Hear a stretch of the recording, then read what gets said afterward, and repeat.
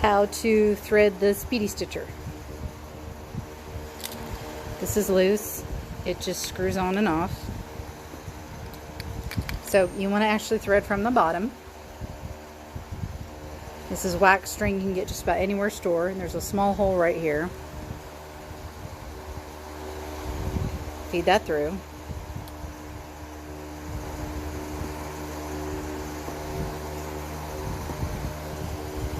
Loop it once around that guy. Now you're going to feed through this little notch right here.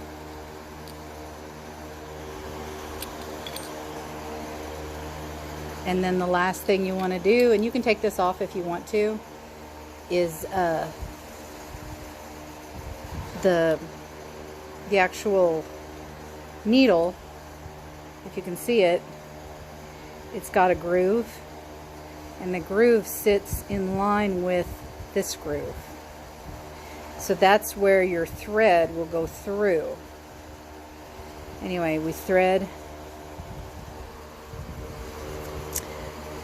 through here. So that's the way it should look. Lastly, you put the bob back on and make sure this isn't in any of the grooves when you start tightening it down. Otherwise your thread won't go through. So I have found that you do need to tighten this guy on pretty tight. Really good tight, because otherwise the needle will just pop right off. And then you want to pull through as much thread as you need for your entire project. And you will need more thread through the bottom than you will through the top. So if I'm sewing a piece that's this long, I need to have at least double that on the back side.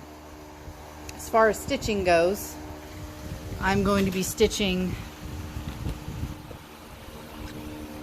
This has a piece on the back, and I'm going to try and stitch around it to keep this